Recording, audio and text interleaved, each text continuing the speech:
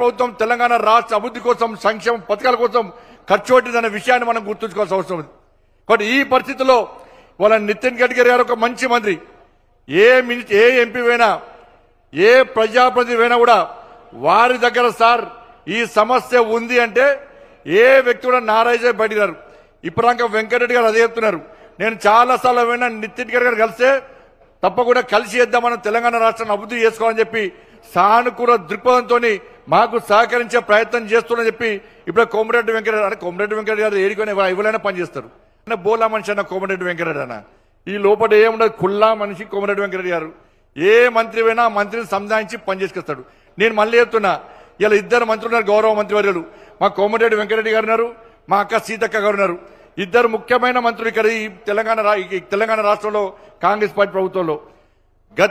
గత ప్రభుత్వము నరేంద్ర మోడీ గారిని తిట్టడం, భారతీయ జనతా పార్టీని విమర్శించడం, కేంద్ర ప్రభుత్వాన్ని అప్రతిష్టపాలు చేయడం వలన తెలంగాణ రాష్ట్రం ఏ విధంగా ఇబ్బంది పడ్డదో, తెలంగాణ రాష్ట్రం అభివృద్ధికి ఏ విధంగా వెనుకకు పోయిందో ఒక్కసారి మనం ఆలోచించాల్సిన అవసరం ఉంది. ఎన్నికలప్పుడు మాత్రమే ఒకరికొకరు విమర్శ చేసుకోవాల్సిన అవసరం ఉంది. కానీ తెలంగాణ రాష్ట్రం అభివృద్ధి చెందాలంటే కేంద్ర రాష్ట్ర ప్రభుత్వాలు సీతక్క గారు చెప్పినట్టుగా రెండు జోడెద్దులాగా ముందుకు సాగుతూనే అభివృద్ధి సాధ్యం అన్న విషయాన్ని ఇవాళ ఇక్కడ పాలకులు కానీ అందరూ గుర్తుంచుకోవాల్సిన అవసరం ఉంది. కాబట్టి గతంలో మాదిరి కాకుండా ప్రతిసారి విమర్శలు చేయడం, ప్రతిసారి తిట్టుకునే ప్రయత్నాన్ని మనం బంద్ పెడదాం. మనం కలిసి అధికార పార్టీ, రాష్ట్రంలోని కాంగ్రెస్ పార్టీ ప్రభుత్వం, కేంద్రంలోని నరేంద్ర మోడీ ప్రభుత్వం మేము సహకరించడానికి సిద్ధంగా ఉన్నాం. నరేంద్ర మోడీ గారి ప్రభుత్వం తెలంగాణ రాష్ట్ర అభివృద్ధికి సహకరించడానికి సిద్ధంగా ఉంది. అనేక సందర్భాల్లో నరేంద్ర మోడీ చెప్పారు, ఎస్ ఎన్నికల వరకు మాత్రమే రాజకీయాలు, ఎన్నికల తర్వాత అన్ని రాష్ట్రాలు అభివృద్ధి చెందనే ఒక శక్తివంతమైన భారతదేశ నిర్మాణం సాధ్యమవుతుంది. తల్లి భారత మాతను విశ్వగురుస్థానంలో ప్రతిష్ఠించాలి.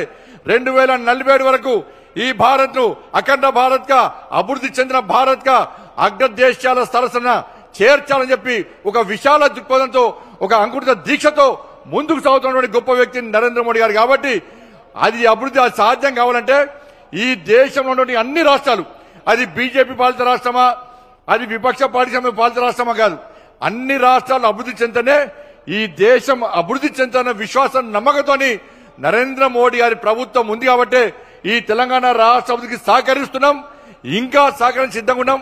కాబట్టి మీరు మేము కలిసి ఇవాళ తెలంగాణ రాష్ట్రాన్ని ముందుకు తీసుకొచ్చిన బాధ్యత ఉందని చెప్పి భావిస్తూ తప్పకుండా రాబోయే రోజుల్లో కూడా నరేంద్ర మోడీ ప్రభుత్వం ఈ రాష్ట్రం సహకరిస్తామని చెప్పి ఈ సందర్భంగా విజ్ఞప్తి చేస్తూ లాస్ట్ కు నా నియోజకవర్గానికి సంబంధించి మీకు సంబంధించి కూడా కోరిక కోరడం అవసరం ఉంది.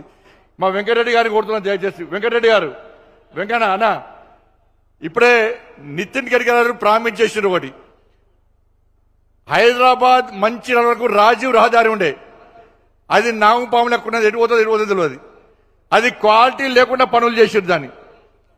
గత ప్రభుత్వం కూడా, గత పాలకులు కూడా ఇది క్వాలిటీ లేకుండా పనిచేస్తున్నారని చెప్పి శాసనసభ కమిటీలు వేసారు, విచారణ కమిటీలు వేసారు. ఆ విచారణ కమిటీ 7 క్వాలిటీ లేకుండా పనిచేశారు.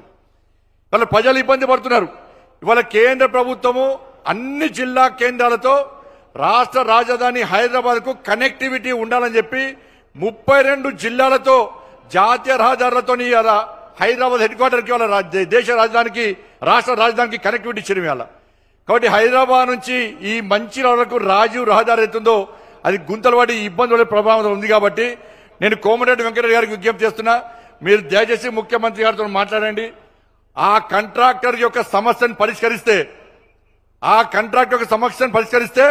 దాన్ని జాతీయ రహదారిగా నిర్మాణం చేయడానికి ఇప్పుడే నితిన్ గడ్కరీ గారు ప్రామిస్ చేశారు. కాబట్టి మనందరికీ సౌలభ్యంగా ఉంటుంది. కాబట్టి దయచేసి ముఖ్యమంత్రి గారితో మాట్లాడి ఆ సమస్యను పరిష్కరించి కరీంనగర్, హైదరాబాద్ నుంచి మంచిర్యాల వరకు ఆ రాజీవ్ రహదారిని జాతీయ రహదారిగా నిర్మించడానికి సహకరించాల్సిగా కోరుతూ ఉదయమే ఇంత పెద్ద ఎత్తున తరలి వచ్చినటువంటి మీ అందరూ కూడా హృదయపూర్వక ధన్యవాదాలు తెలియజేస్తూ ముగిస్తున్నాను. భారత్ మాతాకి జై, జై శ్రీరామ్.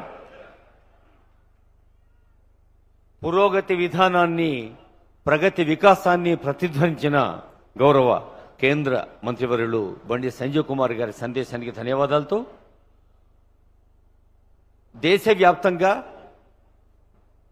భారత ప్రభుత్వం ఏ కార్యక్రమాన్ని చేపట్టినా తమదైన అంకిత భావంతో, అది భారతమాల ప్రాజెక్ట్ అయినా ఆ తల్లి మెడలో ఒక గళమాలగా ముందుకు సాగుతున్న ఈ కార్యక్రమమైనా ముఖ్యంగా యువతీ యువకులకు సంబంధించిన కార్యక్రమాలు, సంస్కృతికి సంబంధించిన కార్యక్రమాల్లో వ్యక్తిగత శ్రద్ధ చూపిస్తూ ముందుకు సాగుతున్న గౌరవ